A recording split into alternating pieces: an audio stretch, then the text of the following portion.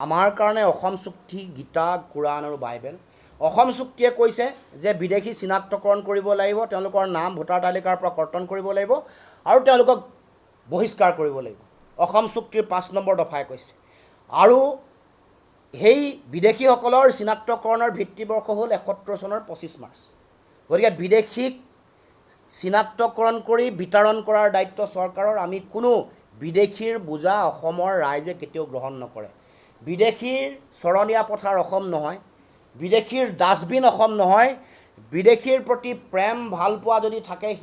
মোদী ডাঙৰীয়াৰো যদি আছে গুজৰাটলৈ লৈ যাওক বেলেগৰো যদি আছে বেলেগলৈ লৈ যাওক বেলেগ ৰাজ্যলৈ লৈ যাওক আমি অসমে আৰু বিদেশীৰ বোজা ল'ব নোৱাৰোঁ অসমৰ যিসকল ভূমিপুত্ৰ থলগিৰি খিলঞ্জীয়া অসমীয়া মানুহ যিসকল আছে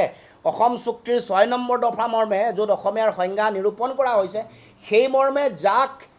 সাংবিধানিক ন্যায়িক যিটো সুৰক্ষা দিব লাগে সেই সুৰক্ষা দিবৰ কাৰণে অসম চুক্তিৰ 6 নম্বৰ দফা তাৎক্ষণিকভাৱে কাৰ্যকৰী কৰিবৰ কাৰণে ব্যৱস্থা গ্ৰহণ কৰে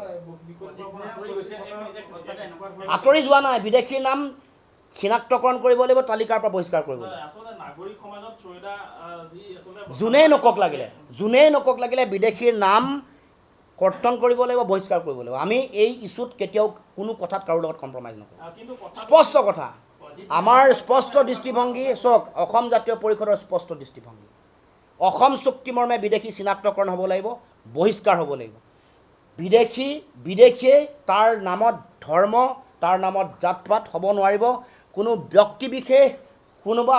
চৰকাৰ প্ৰধানমন্ত্ৰী দেশৰ গৃহমন্ত্ৰী কোনেও বিদেশীক পৃষ্ঠপোষকতা কৰা কোনো মানুহে XYZ যোনে নহওক বিদেশীক অসমত ৰাখিবলৈ অধিকাৰ দিবলৈ লোৱা কোনো ষড়যন্ত্ৰ লক্ষ্য উদ্দেশ্যৰ আমি দুৰ্ঘৰ বিৰোধী কোনো কাৰণতে হ'বলৈ নিদিওঁ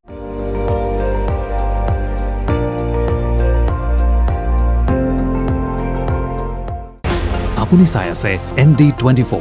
সৰ্বশ্ৰেষ্ঠ নহয় সৰ্বোত্তমৰ দৌৰত